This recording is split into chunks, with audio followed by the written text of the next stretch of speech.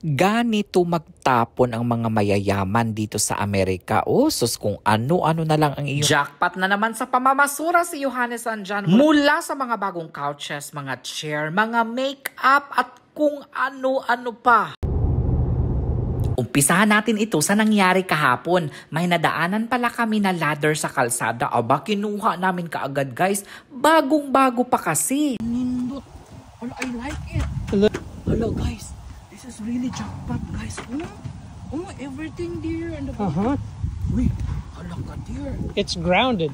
Hala, it's grounded. So you can do electrical work, I think. Hala, it's got rubber feet. Jackpot. Fiberglass ladder. Fiberglass? Fiberglass ladder, yeah. Very expensive. Yeah. Uy, hala ka diha. Jackpot. Pumunta kaagad kami guys sa may mga bilihan ng ladder para i-check namin. Ala, mahal nga talaga ito guys. Kaya swerte talaga tayo nakakita tayo ng ladder nga. Wow, jackpot ka talaga dear. Kanina, meron din kaming nadaanan na free recliner. Kaso nga lang, nakapag-order na kasi kami ng 2 reclining chair sa Costco. So, hinihintay na namin madi-deliver siya actually today. Sayang nga no, sana nakita namin to agad. Uy, ayan. Meron din tayong free library dito. Ayan. May nabasa pa nga akong comment na bakit daw kinukuha namin ito para naman daw ito sa mga bata dito sa Amerika. Hindi naman namin kinukuha o lahat. Ang kinukuha ko lang dito ay para sa mga pwede nating ma-donate. 'Di ba? So binigay na kasi ito free library. From the word free, kahit sino na taga-Amerika pwedeng kumuha dito. Ayan, tignan nyo. 2 lang naman ang kinuha ko dyan kasi 2 lang naman ang mga pambata dyan. At take note ha, kapag may mga extra books ako dito, lalo na dito sa bahay at mga nakikita ko sa basurahan na sobrang ganda pa at bago pa, nilalagay ko din dito. So ang ginagawa lang natin, give and take. Kasi yung iba, maraming sinasabi hindi naman nila alam ang totoong nangyari. Eto pa, meron din kaming nadaanan na magandang, ano ba ang tawag dito guys? Peach ba or pink? Ang color nito, parang color blind kasi ako guys. Pero napakaganda ng couch na ito. Pang mayaman talaga, tinapon lang nila. Kahit si Jan na-amaze. Hey, you're throwing that away dear? Throwing it away, yeah. Uy, it's very good silverware pa. Hello, why are you throwing that away? It's in the way. No, you can't do that. Mga pa... Uy, bakit mo ito? What is that? What is that? What is this? Why are you throwing that away? When will we use it? Ha? Ang ganda nito, Sabi ko kay John, hindi ba natin to pwedeng ibenta para magkapera tayo? I-try muna natin itong ibenta. Kapag hindi worth it, saka natin pag-isipan kung itatapon talaga natin ito or ipapadala natin ito sa Pilipinas. Kasi itong mga, sabi mo, itatapon na ng mga basura na marami pa ang magkaka-interest dito at magkakagusto dito. 'Di ba? So sabi ko sa kanya, maghanap tayo ng mga stores dito na malapit sa atin na bumibili ng mga silver. So wala naman sigurong masama, 'di ba? Itatry lang natin. O sige na, ikarga na natin ito kasi Diyos ko, mamamasura pa tayo mamaya. Kailangan mabilis tayo ngayon kasi marami pa tayong pupuntahan ngayong araw. Busy talaga kami guys. Ayan, sa pagdating namin dito guys, sa store na ito, chinek naman nila kaagad guys yung mga dala namin. And sad to say, mga silver-plated lang pala ang karamihan dito. Kaya hindi siya worth it. Worthless talaga siya guys. Kaya tama pala ang naging desisyon namin.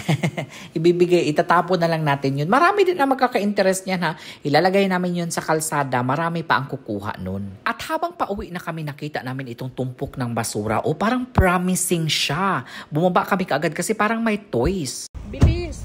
Hala, tignan mo. Uy, may mga toys dear. Uy, that's very nice. Ang ganda nitong laruan na ito. Parang magkasya ito siya guys sa balikbayan. Dumaan na rin pala kami sa supermarket kanina. Bumili ako ng Adidas. Mag-aadobo ako Huy! What are you doing?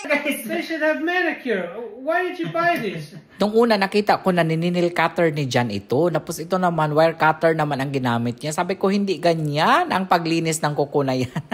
Parang natanggal na lahat ng daliri. Na-i-deliver na din pala guys yung mga in-order naming 2 reclining chair. Naalala ninyo na may binenta tayong couch at iba pang gamit dito sa bahay. Dito na punta ang kinita namin. Bumili kami ng panibagong reclining chair. Dito na pupunta ang katas ng pamamasura ni Johannes Andyan. Sobrang ganda nito guys. Alam mo, ito yung Ito na yung kinita namin guys sa pamamasura namin ni John. Nakabili kami ng bagong couch. Sobrang ganda niya talaga guys. Ooh. Wow! And he will try it. Hopefully it works. Guys, sobrang ganda niya talaga. Para kang nakasakay sa eroplano na business class. O, diba? Kinagabihan lumabas na naman kami ni John. Nakita namin ditong supermarket. Uy, nagpaulan na naman ng maraming prutas, mga gulay at kung ano-ano pa. Sus kasayang. Ang daming hindi nakakakain sa buong mundo. Dito tinatapon lang talaga nila guys. May mga itlog. At dito naman sa basurahan na ito guys. Naka-jackpot na naman kami guys. Isang bag na ang bigat-bigat, punong-puno pala ng mga chocolates, may mga Barbie din ng mga damit guys, kaya sabi ko, kunin na natin. Uy, ganda ng couch na yan. Pauwi na sana kami kasi excited na ako buksan yung mga na-jackpot namin. Nadaanan namin itong couch guys. Ang ganda talaga, walang sira, walang gisi. Inikot ko talaga, in-inspect ko talaga guys. Hindi ko alam kung bakit ito nag-end up dito. Kasi wala talaga siya guys problema. Hindi ko alam kung bakit nila ito tinapon. Ganyan sila. Naku. Ito na naman, pangalawang jackpot na ito guys. Brand new pa pero tinapon na nila. Ayan tinapon lang nila guys. Hindi ko na talaga sila maintindihan kung bakit nila ito ginagawa. Diba? Sobrang ganda pa guys. Walay tatsa, aesthetic ang color niya guys. Kung malaki lang ang truck namin, kanina pa talaga namin ito hinakot. Actually, tinawagan na namin yung aming mga kaibigan para sila na ang pumunta dito. Kasi sayang talaga ito, ang mahal nito. So pagdating sa bahay guys, just dali-dali ko nang binaba kaagad itong jackpot natin para ma-unbox na natin agad. Una na ngang bumungad sa amin guys itong napakagandang damit. Uy, kasama pang hanger. You'll never know talaga kung ano yung makikita mo guys sa basurahan. May air cleaner pa. Tinignan ko talaga siya guys. Tapos tinignan ko din itong ating mga may cookies ba ito? Or basta, hindi ko na alam. Mamaya ko pa yan titignan guys.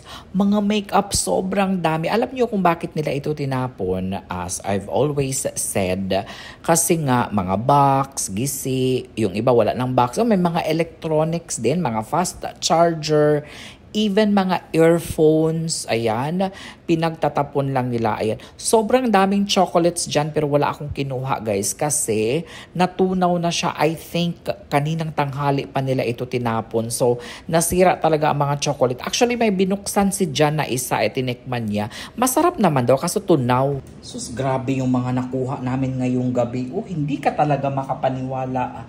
From makeup, ayan, nandyan na lahat ng makeup na gusto mo. Mga toothpaste, ayan, snacks, facial wash, even electronics, ay may charger, may earphones, ayan. Tapos meron pa tayo ditong hand soap. Ayan, tapos ito parang clear spray, ayan, sunscreen. Ayan, tapos ito talaga ang pinaka-jackpot. Portable air cleaner. Ayan, jackpot talaga tayo ngayong gabi. Isang basurahan lang po yan ha. Isang basurahan lang yan.